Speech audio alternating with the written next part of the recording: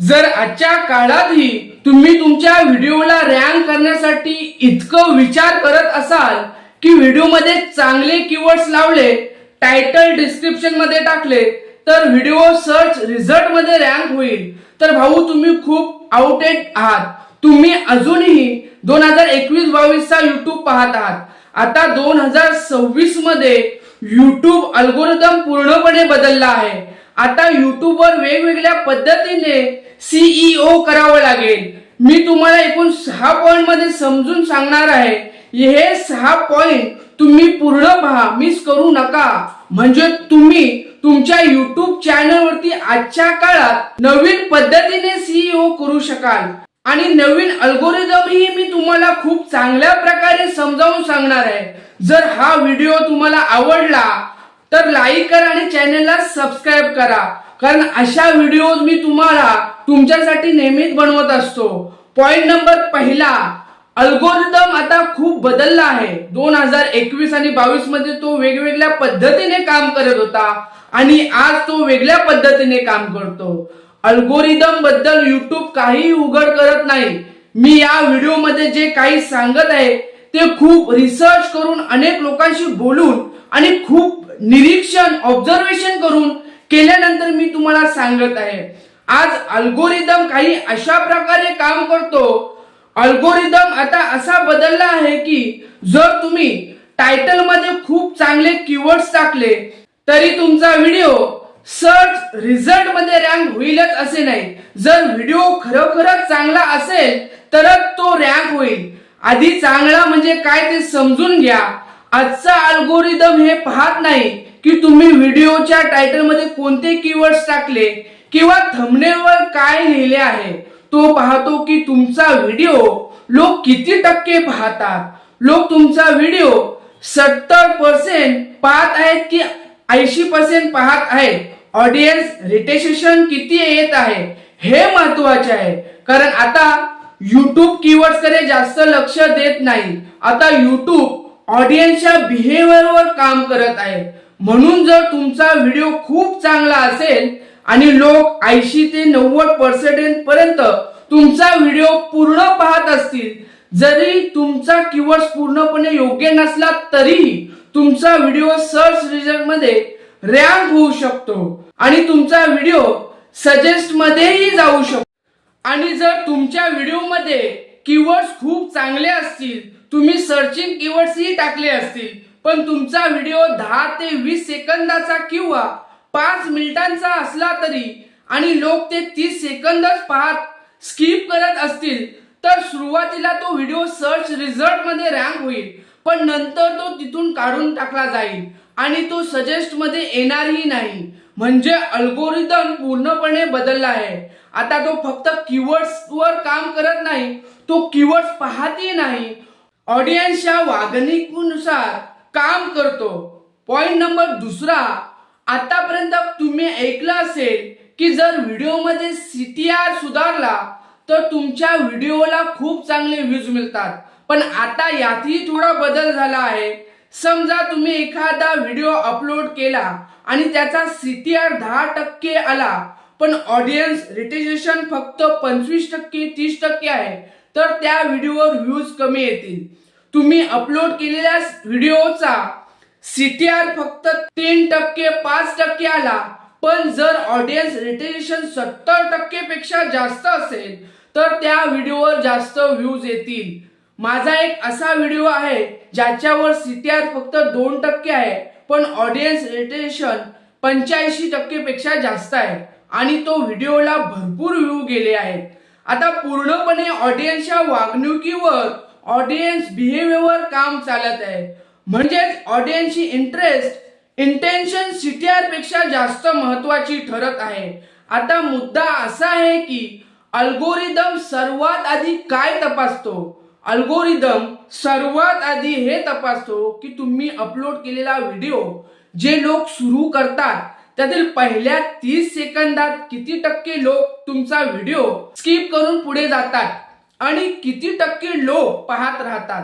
जर 30 सेकंदापेक्षा जास्त टक्के लोक तुमचा व्हिडिओ पाहत असतील तर YouTube तुमच्या व्हिडिओला पुढे जास्त लोकांना दाखवतो. पण जर लोक 30% सेकंदापूर्वीच व्हिडिओ सोडत असतील तर युट्यूब तो व्हिडिओ पुढे जास्त प्रमोट करत नाही. म्हणून आता इंट्रो वगैरे काढून टाका आणि व्हिडिओच्या सुरुवातीलाच प्रॉब्लेम म्हणजे समस्या सांगा, नंतर सांगा की याचा सोल्युशन उपाय या व्हिडिओमध्ये देणार आहे. मग लोक व्हिडिओ जास्त वेळ पाहतील. जर एंटरटेनमेंट व्हिडिओ असेल तर व्हिडिओचा मुख्य भाग सुरुवातीलाच दाखवू शकता. जर तो प्रँक मस्करीचा व्हिडिओ असेल तर मुख्य सीन आधीच दाखवा. आणि जर तो एज्युकेशनल म्हणजे शैक्षणिक व्हिडिओ असेल सुरुवातीलाच सांगा की या व्हिडिओमध्ये तुम्हाला काय शिकायला मिळणार आहे.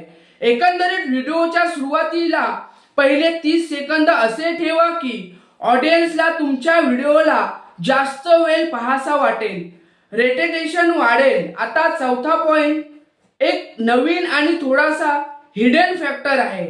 लूपिंग म्हणजे लोक एकच व्हिडिओ परत परत पाहतात, म्हणजे ते व्हिडिओ रिवाइंड करून पुन्हा बघतात.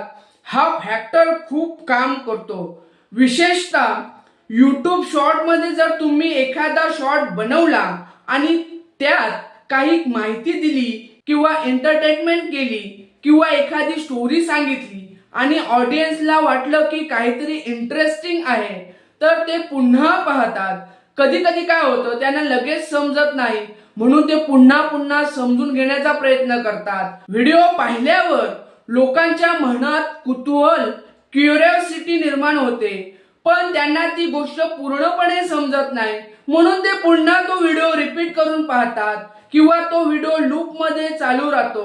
कारण व्हिडिओ थोडा अपूर्ण इनकम्प्लीट वाटतो म्हणून तो लूप मध्ये चालत राहतो. म्हणून ही एक ट्रिक आहे, खूप काम करते आणि अशा प्रकारचे शॉर्ट्स खूप व्हायरल होतात. म्हणून जर तुम्ही असे शॉर्ट बनवत असाल तर लूपिंग आणि रिवॉच म्हणून पाहणे हा फॅक्टर वापरा. हे नक्की लक्षात ठेवा.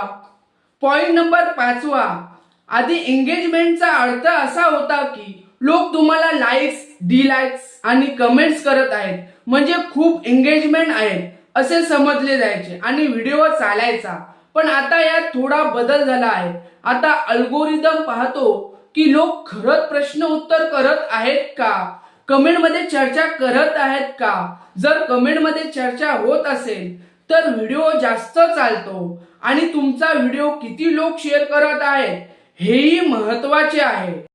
त्यामुळे अल्गोरिदम तुमचा व्हिडिओ पाहतो. पॉइंट नंबर 6, निच अथॉरिटिक गेम खूप महत्वाचा आहे. हे समजून घ्या. उदाहरणार्थ समजा तुम्ही युट्यूबवर 5 व्हिडिओ टाकले, ते सगळे एकाच विषयावर असायला हवेत. वेगवेगळे रॅन्डम टॉपिकचे व्हिडिओ टाकलात तर चॅनल ग्रोथ होणार नाही. त्याचं कारण सांगतो. तसं तुम्ही पाहिलं असेल की काही नवीन क्रिएटरचे व्हिडिओ अचानक समोर येतात म्हणजे त्याचा एक ठरलेला विषय नीच असतो. उदाहरणार्थ समजा मला आता मनालीला फिरायला जायचं आहे. मी मनालीवरील 2-3 व्हिडिओ त्या लोकांचे पाहतो ज्यांना मी सबस्क्रायबर केलेले आहे.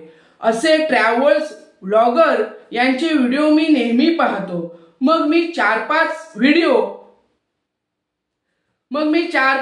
पाहतो. त्यानंतर नवीन क्रिएटरची ही व्हिडिओ ज्यांनी मनालीवर व्हिडिओ बनवले आहेत तेही माझ्या समोर येऊ लागतात. कारण असे की तुम्ही एखाद्याला सबस्क्राईब केलेले असते आणि त्याच विषयाचे व्हिडिओ पाहता. केले आहे की नाही केले आहे, पण माझे असे आहे की एकदा प्रेक्षकांचे ऑडियन्स वर्तन समजले की युट्यूबला कळते की मला मनालीचे व्हिडिओ पाहायला आवडतात. मग मनालीचे जितके व्हिडिओ असतील ते मला सुचवले जातात, रिकमेंडेड केले जातात. त्यावर जास्त लोकांचे रिटेशन दिले असेल. या चॅनलवर सबस्क्रायबर कमी असो किंवा जास्त त्याने फरक पडत नाही. त्यामुळे तुम्ही लक्षात ठेवा की तुमचा एकच निच हवा. आता रॅन्डम टॉपिकचा काल राहिलेला नाही.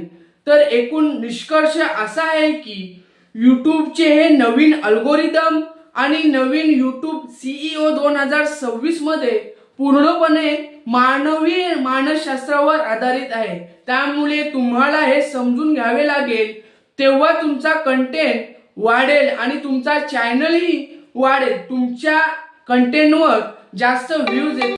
त्यामुळे तुम्हाला ते समजून घ्यावे लागेल, तेव्हा तुमचा कंटेंट वाढेल आणि तुमचा चॅनलही वाढेल आणि तुमच्या कंटेंटवर जास्त व्ह्यूज येतील. काही शंका असतील तर कमेंटमध्ये नक्की विचारा. पुन्हा भेटू आपण पुढच्या व्हिडिओमध्ये. तोपर्यंत धन्यवाद.